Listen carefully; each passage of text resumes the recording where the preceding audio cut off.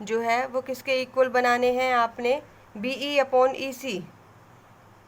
तो B E upon E सी, तो हमने सिर्फ, मैं क्या बोल रही हूँ, जो पार्ट जो है हमने जो पार्ट में बोला गया है सिर्फ उसी की तरफ ध्यान देना है। चलिए इसका सोल्यूशन देखते हैं। अब सोल्यूशन में जो मुझे गिवन है मैं वो लेके चलूँगी।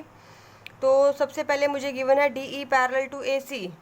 तो ज़रा देखिए, डी ई पैरेलल टू ए सी दिख गया सभी को? सिर्फ यही देखना है, डी ई पैरेलल टू ए सी, और कुछ नहीं देखना इस डायग्राम में, बहुत फालतू की लाइनें हैं, ठीक है। बाकी लाइंस को नहीं देखना आपने, सिर्फ डी ई पैरेलल टू ए सी देखना है। तो आपको नज़र आ रहा होगा, अगर डी ई पैरेलल टू ए सी है तो यहाँ से बनाइए बी पी टी। तो आपके पास बी पी टी क्या बन जाएगी, B D upon D A, B D upon D A is equal to B E upon E C. ठीक है, ये कहाँ से आई हमारे पास, by using B P T theorem. अब सेकंड कंडीशन देखिए जो क्वेश्चन में आपको गिवन है। सेकंड में बोल रखा है कि डी एफ पैरेलल टू ए ई। अब क्या देखना है, सिर्फ डी एफ और ए ई। तो डायग्राम में देख लीजिए, डी एफ देख लिया भाई, ए ई भी देख लिया।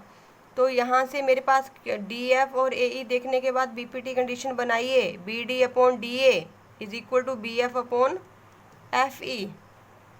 B D upon D A is equal to B F upon F E. ये भी कहाँ से आया, by using B P T theorem. तो देखिए हमारे पास दे रखा था दो साइड्स, फर्स्ट कंडीशन ये दे रखी थी, फर्स्ट कंडीशन ये दे रखी थी, सेकंड कंडीशन ये दे रखी थी। तो मैंने फर्स्ट कंडीशन पर भी बीपीटी थ्योरम अप्लाई की, सेकंड कंडीशन पर भी बीपीटी थ्योरम अप्लाई करी, जैसे मैंने लास्ट क्वेश्चन में किया। तो इसलिए मैंने बोला कि ये दोनों भाई बहन ही है क्वेश्चन, ठीक है, सेम है।